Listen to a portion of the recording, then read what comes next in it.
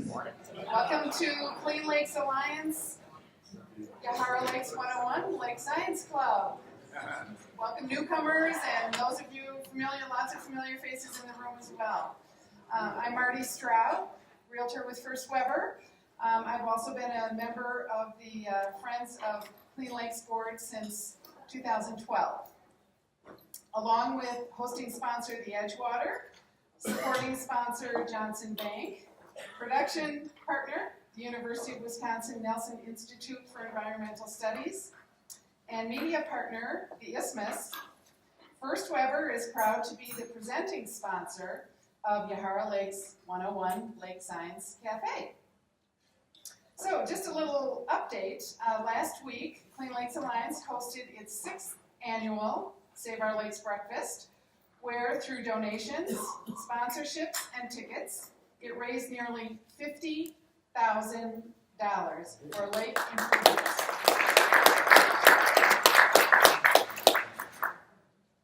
At the breakfast, Clean Lakes Alliance released its State of the Lakes annual report, which announced that in 2016, 13,600 pounds of phosphorus were diverted from our watershed. This is 5,000 pounds more than in 2015, and now puts the organization 29% of the way to its goal. Today we're here to learn about new ways of engaging this community in water sustainability. So I'd like to introduce Adam Soderstein of Clean Lakes Alliance to tell us more about today's speaker. Adam? Good morning. Good morning, everybody. Good morning. Just in case you want to know what, when Marty referenced the State of the Lakes annual report, we do have some copies out on the table there. If you wanted the breakfast and you wanted to take one home, you can. Also, we do have it available online, cleanlakesalliance.org/ State of the Lakes. A lot of clever thinking went into that subpage. So today we're going to tackle two innovative ways to enhance community engagement efforts around water sustainability. We're going to talk about scenarios and system thinking. And we have two speakers who are going to tell us about this subject. Jenny Siefert from the University of Wisconsin-Madison and Jeremy Solin from ThinkWater, which is a national campaign supported by the USDA. Jenny is a science writer and outreach coordinator for Water Sustainability and Climate Project at UW, and she is an aquatic invasive species outreach specialist with UW Extension. She holds an MS degree in life science and communications and environmental and resources from UW-Madison, as well as a BA in German from the University of Virginia in Yahara. Jeremy has worked in environmental and sustainability education field for the last 20 years, and he holds a bachelor's degree in water resources from Stevens Point, a master's in environmental education from UMD, University of Minnesota Duluth, and a doctorate degree in sustainability education from Prescott College. That's in Arizona. Is that the flight school? Yeah. Not the flight school. Same town. Okay. All right, well, please join me in welcoming Jeremy and Jenny, who are going to tell us more about this exciting topic.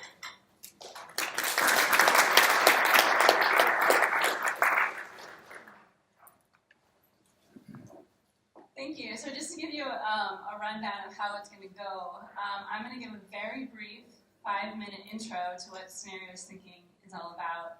And then we're going to have you guys, or you guys and gals, sorry, talk to each other. So a lot of our presentation today is actually talking to each other, and Jeremy and I are just going to be your talking heads for about 5 minutes each. First, I'm going to sort of present to you about future thinking. So I'm encouraging you all to put your future thinking caps on this morning, and I'm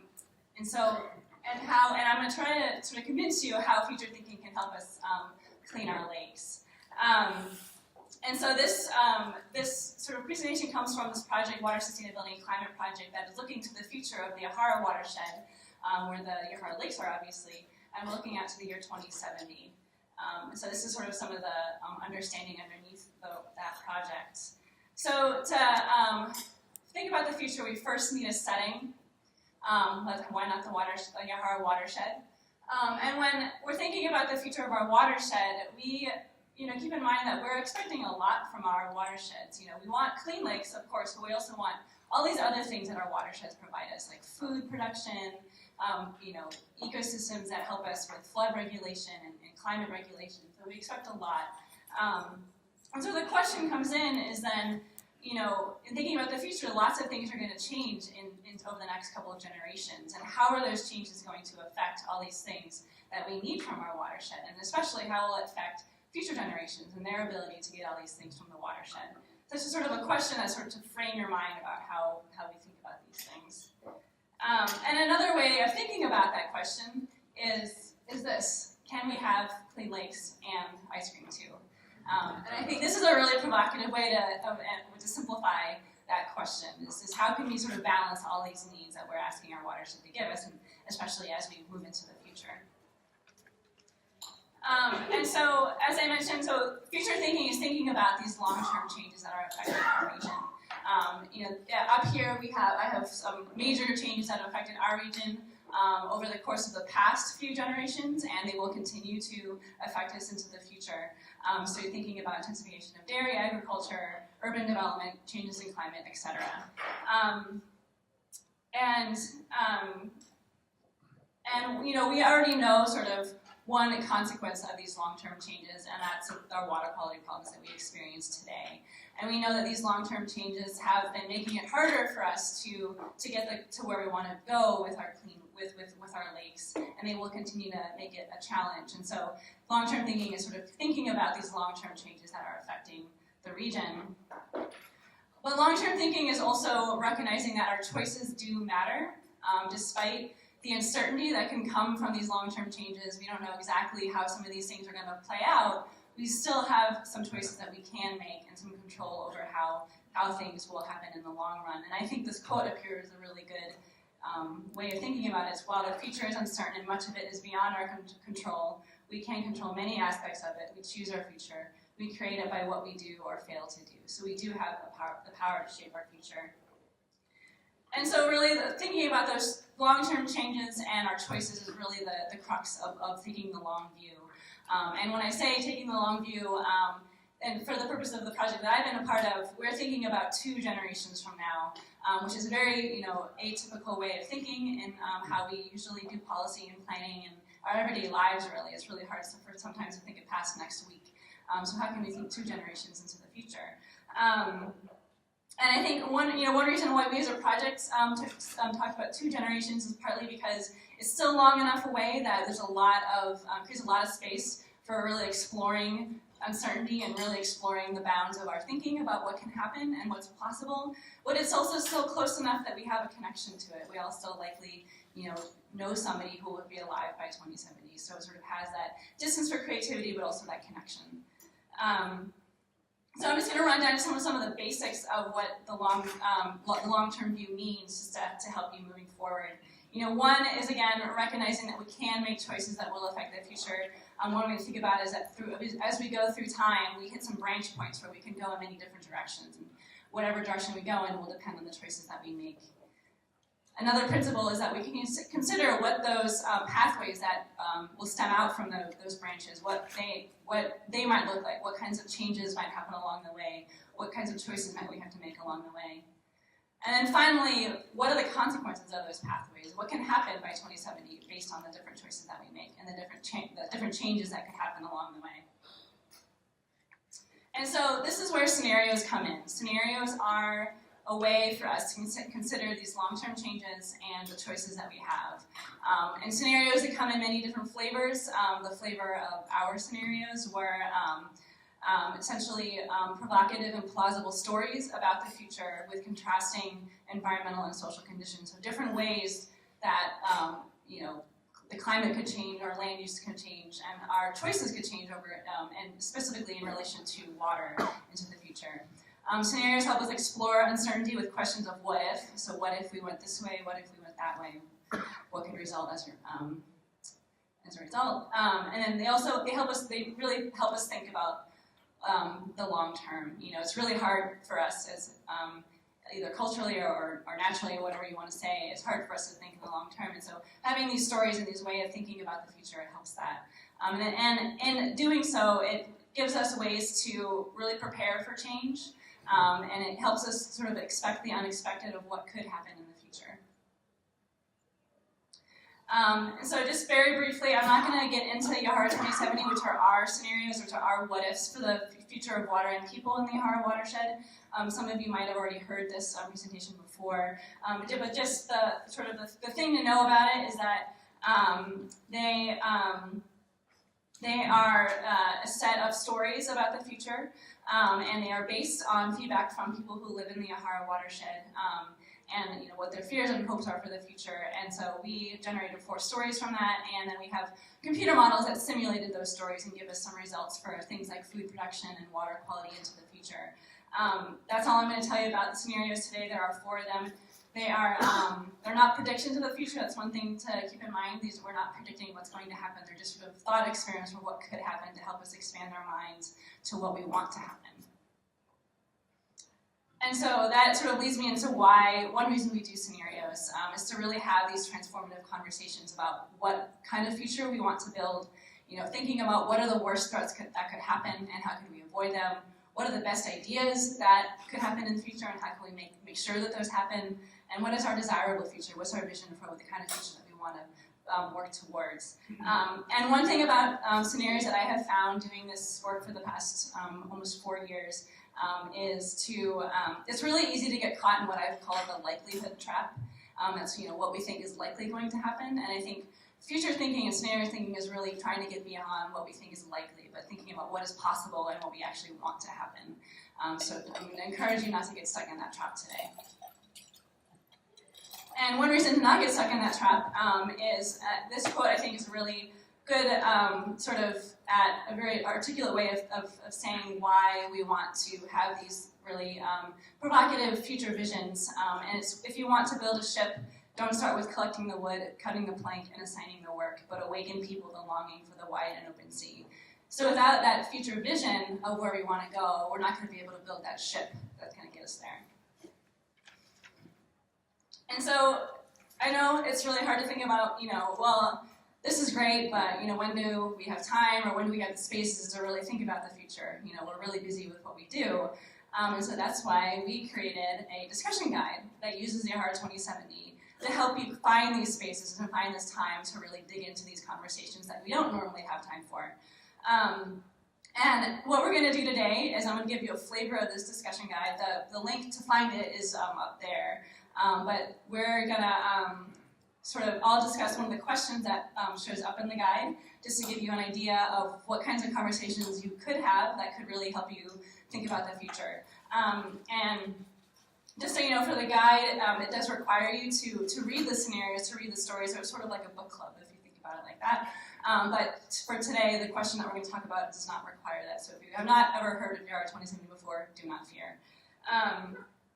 So without further ado, I guess one reason why conversation is important to this is I think this quote up here is a really good example. Conversation is the heart of what we know and how we know it.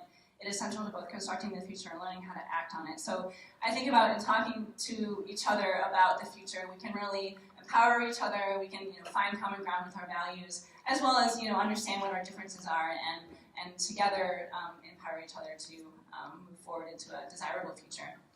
And so without further ado, I'm going to present to you our exercise for today. So what we're going to do is you all have a handout in front of you. And on one side it says Part 3, Consider Our Choices, which should be the side that was up already. We're going to focus on question 6, but only B, C, and D of question 6. And I'll briefly read the question to you so we all are oriented. So scenarios are meant to help us discuss how to build a resilient and desirable future for water and people. Building resilience involves coming up with new transformative ideas for solving the challenges we face today. It also requires us to identify the great ideas and qualities we already have, our humanity's bright spots, that we should carry with us into the future, while also considering the ideas we want to leave behind, and these are the ideas that we maybe think we shouldn't bring into the future with us. So with that little bit of context, I'm hoping that you all can get into groups of maybe 3 to 4 people around you and talk to each other about questions B, C, or parts B, C, and D. what are some of the new transformative ideas you think are needed to build resilience, or in other words, how we can meet the future water needs of future generations. What are some of the bright spots that we want to maintain and carry forward, and what are some of the ideas or practices that we don't want to bring with us, that we want to leave behind? So you have about 20 minutes, 15 minutes to tackle these questions together. Go. I hate to interrupt your lively conversations, but I'm going to ask for your attention again. I just want to give, if there's anyone in the crowd that wants to share an idea that they got really excited about that they were talking about, I wanted to give a couple minutes for that. So does anyone want to share an idea that their group is talking about? Yeah. We thought that if people identified their environment as a watershed, and that was as important to them as a county or a township or a village, is that would be an identity that would help to be transformative in the way you deal with the land and the things you put on. But that you would all say, well, I'm from such and such, I'm from the Yahara watershed, you know, or the Rock River watershed, or whatever it happens to be, or Duck Creek watershed. Great, thank you. Was everyone able to hear that? Oh, he, That's a really good idea. It was a great idea. It said if people identify themselves as living in a watershed, as readily as they identify it as living in a county or a township, that would be a way of transforming sort of the concept of their relationship with where they live. Thank you. Maybe one more person if they want to share an idea? Yeah. We were thinking that it would be a good idea to increase awareness of the beauty of the lakes on the part of the public. And to do that by increasing recreational access to the lakes and making each of those access points more accessible. Thank you. And I want to be able to give the mic. Oh, I saw a hand. Really quickly? I mean, one of our ideas was right along those directions, and we expand this learning we all do every month to many more people. If more people involved and get it, we'll transform our people. Thank you. I encourage you to download the discussion guides if you want to have those conversations with other people. And again, if you want to learn more about Yahara 2070, the URL is up here, yahara2070.org. There's a lot more that I could have talked about today that I don't have time for. And I'll just say that really being involved in this project, I can't not think in scenarios. I think I'm sort of drunk the Kool-Aid of scenarios. I think they're really important. So if you want to learn more, I definitely encourage you to check out the website. But without further ado, I'm going to hand it over to Jeremy. Thanks, Jim. All right. Good morning, everybody. Thanks for being here. So I'm going to shift gears a little bit. We're going to come back to your scenario discussions in a little bit. We're going to use those to apply systems thinking.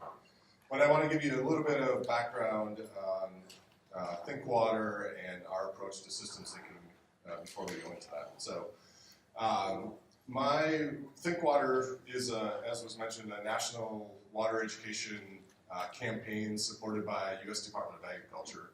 It's actually based here in Wisconsin through UW Extension. I work with UW Extension. And we work with educators, people interested in outreach and public engagement to help them build effective water education and outreach programs, basically. The best place to go to get a sense of all this is thinkwater.us, but you can just Google it and track it down.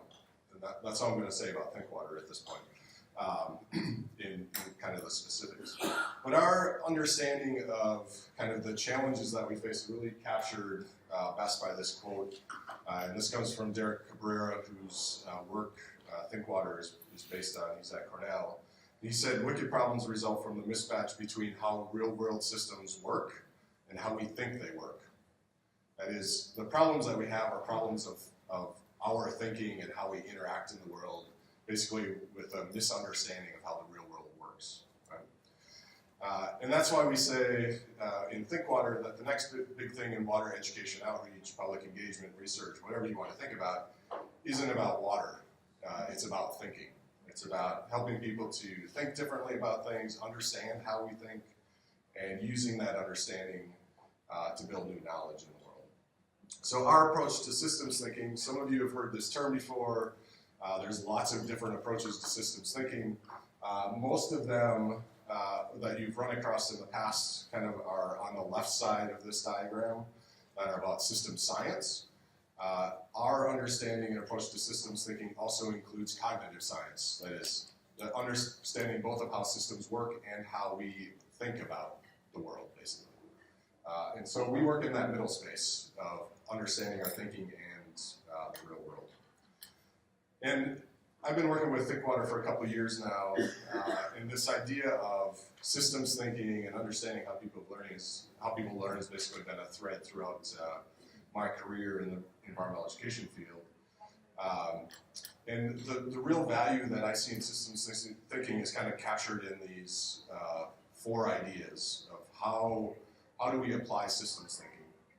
And I'll come back to that acronym that you see up there, DSRP, in a little bit. But this is a way to improve our own thinking or understanding about any issue. It's an approach to improve education and outreach. That is, how do we engage other people and help them to build a new understanding of the world? We can use it within organizations and helping to develop adaptive organizations. VMCL stands for Vision, Mission, Culture, and Learning. It's just our approach for adaptive organizations. And then it also helps us to understand complex issues. So we have researchers that use this to understand any issue that they're working on. So this is a challenge of all of these, like big ideas of how do you capture them in a really brief way that you can begin to use them. So this is like a super quick introduction to this. And then we're going to use these rules to come back to those scenarios. So basically we have a framework for systems thinking that's captured by these 4 rules. And we'll just go through these real briefly and then you'll use them in your scenarios. And these rules are come out of cognitive science. Basically, this is the way that we develop knowledge. We build knowledge from information, right? So those 4 rules you're doing all the time. Anytime you are building an understanding of something, your brain is automatically doing these things. We're just making them kind of known to us. They happen automatically. But the more we pay attention and engage in this process, the kind of deeper the knowledge we can build. So these 4 rules are the distinction rule, which basically says that anything or idea can be distinguished from anything else. So I often use this example. This is my coffee mug, right? This coffee mug is not your coffee mug. It's not a glass. It's not a car, right? It's a distinction that we call the coffee mug. It's different than everything else in the world. Systems rule says that any idea or thing is made up of parts, right? So lots of parts to this coffee mug. It has a lid, it has a cavity, it's made up of some type of steel. But it also can be lumped into a larger whole.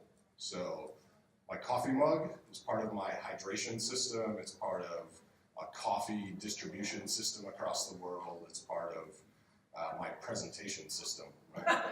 It's parts of all kinds of things, right? I tend to lose my voice if I talk for very long, so that's like the critical part of that coffee mug. Relationship rule says that any idea or thing can be related to other things. So you are now related to this mug in some way, right? We have a relationship, right? Our mugs are related. They're in this room. Some of them are made out of similar materials, however you want to build those relationships. And then the perspective rule is that any idea or thing is viewed from a specific point. And if you change that point, you actually change what the thing looks like, right? So this coffee mug, from my perspective, it has a particular view. I'm attached to it in some ways.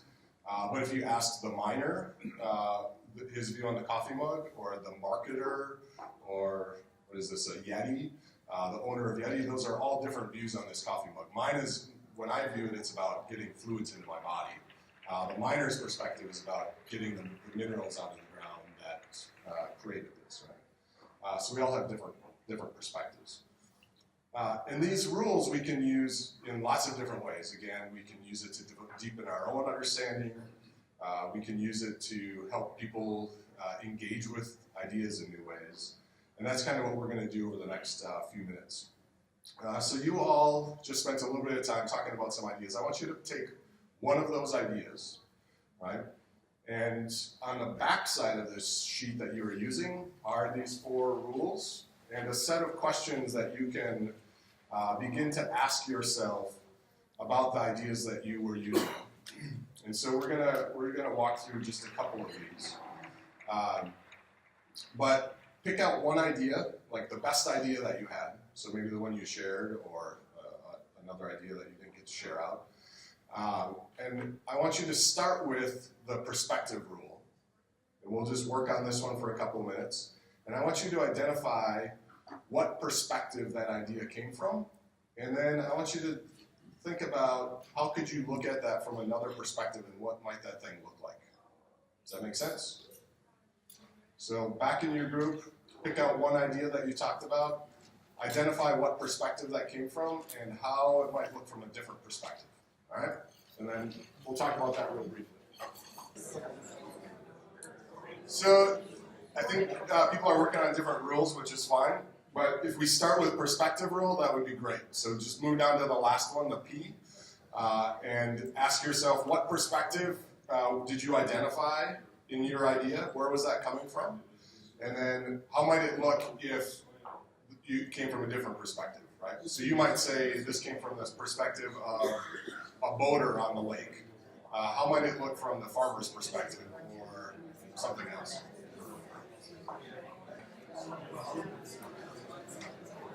All right, I know that was quick, but anybody want to share real briefly their idea, their perspective, and another perspective that it might be viewed from?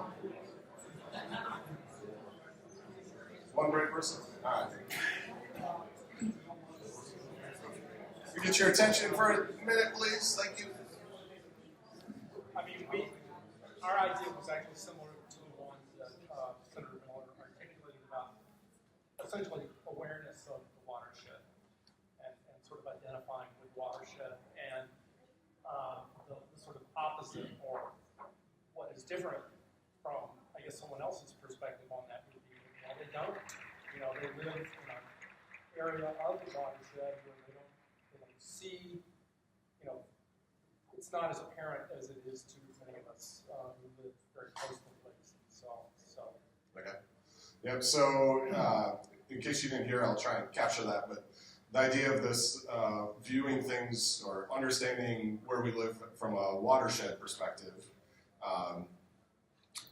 captures kind of in what I say, like informed and engaged perspective. An understanding of the value of watersheds is coming from that perspective. Viewed from a different perspective of someone who's not engaged, not informed, doesn't see value, that might not make sense, right? Like, why would you talk about a watershed? I live in Madison, or I live on this road. I relate to my neighbors, not the watershed, right? You could also, using that example, you can imagine the perspective you could imagine a water quality perspective on that idea, right? So you can imagine what that might look like. You could imagine even a dairy cow's perspective on that in some way. I don't know what that would be, but you could begin to think about that. One of the important things about these rules are, these are, again, naturally how our brain makes sense of information. So whenever we present or share an idea or develop an idea, it's coming from a certain perspective. We don't often acknowledge that, right? We say, oh, this is just a really good idea. And it must be understood by everybody in some ways. The real power of this comes in realizing that everything that's developed, every idea that there is viewed from a certain perspective, right? It's viewed from a point, and if you change that point, it's going to change what that idea looks like and how it's understood. And so one of in the perspective rules is in some ways the easiest one because we talk about perspectives. But think about the power of, if every time you talk about, everybody talks about an idea, they share the specific perspective that it's coming from, and you can understand that perspective rather than just trying to understand the idea, right? And so the more perspective we understand on something, the richer understanding we have of that, right? Let's see. We have time for one more? We have time for one more. Let's talk about the system, use the systems rule real quick. So again, return to that idea, and I want you to identify at least 2 or 3 parts to that idea, And then think about what is the larger group of things that you can lump it into. So if we use the watershed idea, that one's an easy one, right? We can talk about parts of a watershed as being land, water, people in there, right? The larger grouping might be about an ecosystem or about an even larger watershed, right? So pick out one of your ideas, get a couple of parts, and talk about at least one larger system that that idea or thing is part of, right? And then we'll wrap up. All right, let's come back together. Hopefully you had a chance to identify a couple of things there. Anybody want to share? You have one to share? Parts and wholes? Yeah, so we, our group, Ken here is an engineering professor at Manson Technical School. And so he has, the base of the thought was keep the awareness level high amongst all the communities involved in this in the watershed initiative. And Ken said, well, how are the students? And they don't have money, they, all they can contribute is like labor and time, but they have all these brilliant people and all this cutting edge technology at their fingertips. So in the last several months, they've developed this tool that will qualify all the people who are measuring the water, lake water monitors, their temperature, clarity, all the things they're measuring. So now it will be standardized because of this tool that they have developed. And so using their little perspective of, okay, how can we, do the circuit board and do this and that and connect and the housing and the application of it in their short window of time. They don't have, they're probably going to be clearing on in 2 years, so they're not going to see the long development of their project. But what their, months-long project will contribute is accurate, verifiable data to contribute to the accumulation of data, which in this, university community will be disseminated who knows where for how long. And it's like remarkable. Awesome. That's Yeah. our group.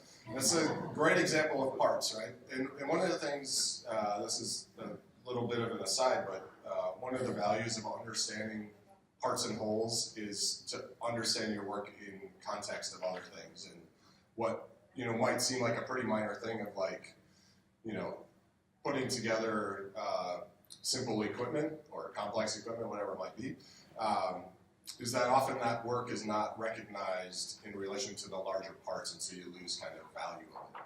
But understanding that part-whole relationship helps you to see those connections.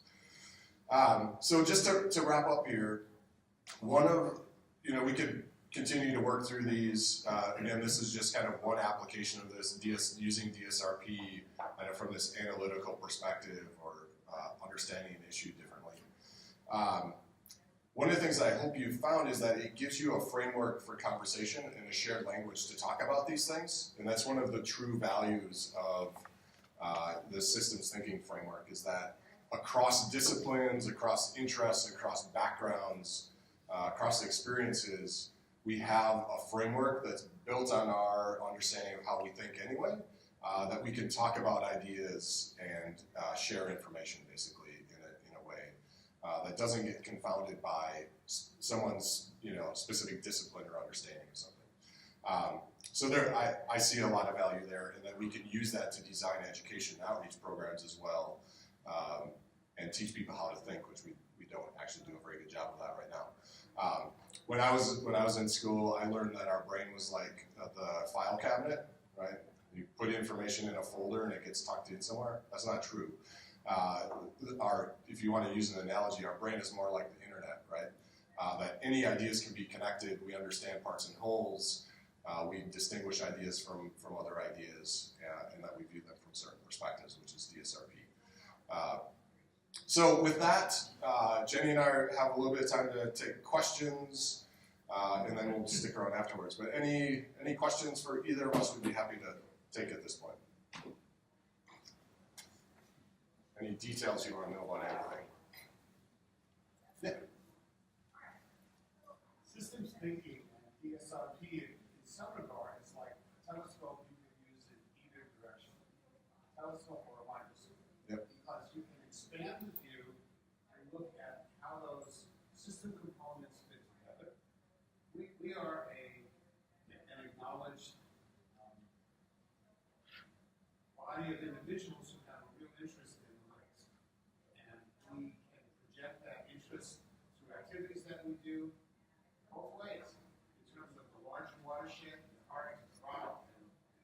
continuing upward. At the same time, we can project that same interest in activity returns the benefits to the watershed, like all the other ones, by looking at very small components, very small system components, unnamed streams to a farmer's field and management components. So the ability to link those together in any way benefits not only the group, but what the group does also reflects in a much broader horizon. And that's where our activities have to continue to move to. It's that broader horizon. It's the knowledge spreading to the less knowledge.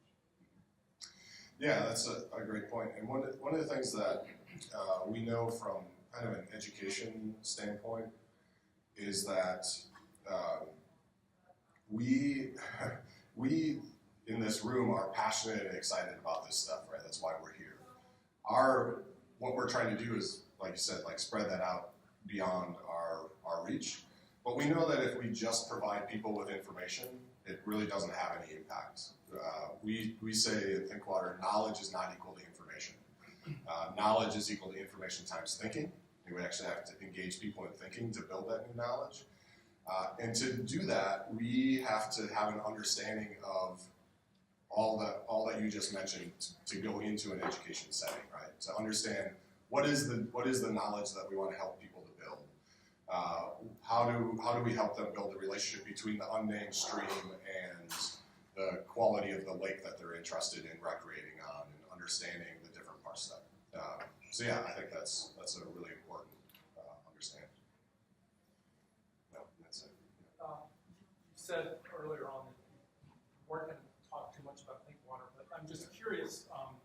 You're based in Madison, but you obviously have relationships, I guess, nationwide, perhaps worldwide. I don't know, but can you maybe give at least one example of a particular project where you acted as an advisor on a particular set of issues, and sort of what some of the strategies that you recommended were? Yeah, so good, thanks for the question.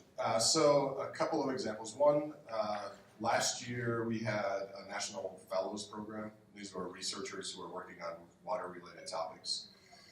And we held a symposium. You can actually go in and watch these short presentations. It's called the Cornell Systems Thinking Symposium.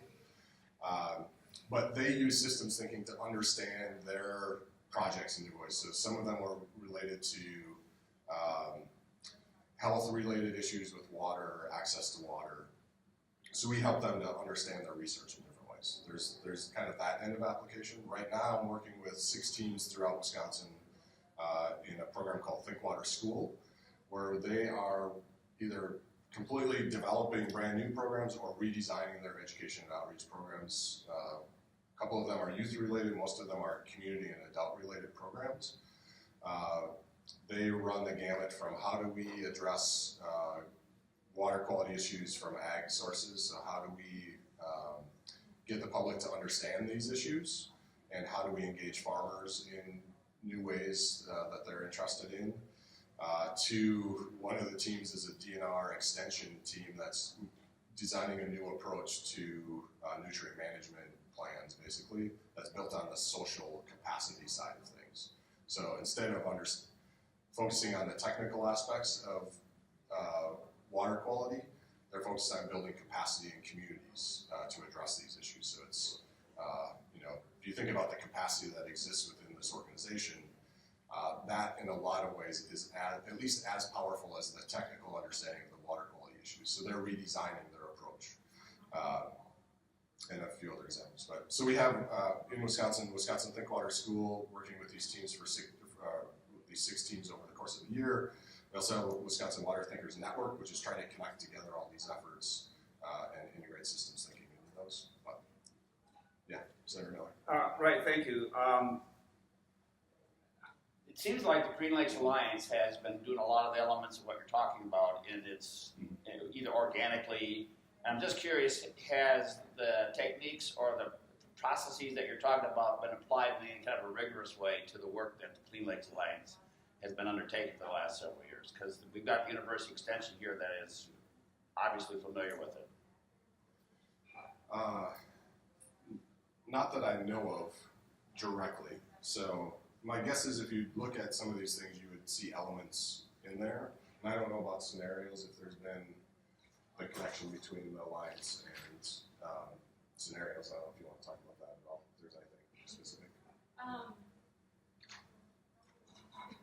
Well, I mean, the Clean Lakes Alliance has certainly been involved in our project. And there's certainly an important stakeholder in the research that we're doing. So in that regard, I think there has been that connection made. But There's definitely opportunities. And one of the things, I've been in the education field for a while. One of the things I see is that we often do the same things over and over again because we've done them in the past. And one of the things that this systems thinking provides is an opportunity, like a continuous improvement system, to a check on how we're approaching public engagement in a way that is, again, kind of across disciplines, across interests. And I found this, I've worked with incredibly innovative programs, and they still find ways to apply this and like, oh, this is a different perspective on my approach to this. And so I think it's valuable whether it's, a program that's been doing the same thing for 20 years or it's a program that's continuing to innovate. This provides a framework for approaching education and outreach, basically. My job basically is to help any organization, any effort to integrate systems thinking into their work in the water space. So I'm happy to partner with whether it's the Alliance directly, help them, or any of your individual efforts. We're here to help, basically. You're paying my salary. Basically, USDA funding is public funding, and we're here basically to serve the public, and so I'm happy to do that. Time for one more. One more question? Yeah. Just kind of following up on what the question asked. Kind of stepping back, two examples that I think of are number one, farm-led watershed initiatives, and farm-led watershed initiatives are exactly came out of this type of approach. How do we get to the situation we're in? We spend 40 to 60 years spending billions of dollars trying to force on so we can have more wealth, right? So how do we change that system? And so that's what the farm-led watershed approach came from, is starting with some farmers, asking for solutions, and basically taking the opposite approach. And then similarly, some market-based initiatives we're trying to develop. Rather than saying, we're just going to rely on regulation or incentive, how can we work with business? How can we work with economists? How can we work with people that are moving money in society and have market-based solutions? Because a lot of times market-based solutions can be more nimble, they can be more productive, a lot of times they can address situations, find solutions that regulatory approach is not very good at doing. So those are two examples of where systems thinking has really been used to kind of turn tables and turn the way that we approach trying to do watershed-based solutions. I would sort of close with this. I think the interesting thing is doing science is at the table and set the table to create high conference and we created it. So literally, and that was a partnership with Pat Johnson and GNR and Honors and that now gone to a statewide program that's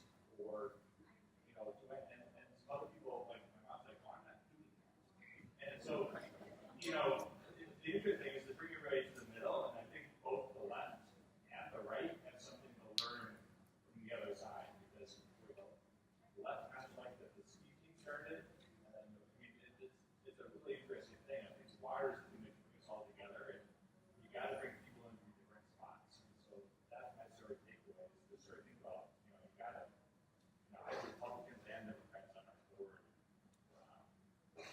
and they all care about water first. I think that's what we have to get to, and release some of our perceptions of who should be at the table. A bit preachy, sorry about that.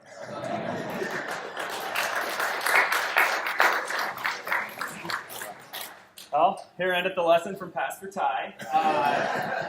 I'd like to thank Jenny and Jeremy again for a great talk this morning. Thanks, everybody, for coming out. One thing to put on your calendar, June 8th, Yahara Lakes 101, we're going to be talking about zebra mussels, which is something that we've heard in the media. Some of you may have seen it on your piers. Some of you may have seen it on rock along the shore here in Lake Mendota. So come on back. We're going to learn about what this invasive species means for our watershed. So thank you very much again. Thank you, guys.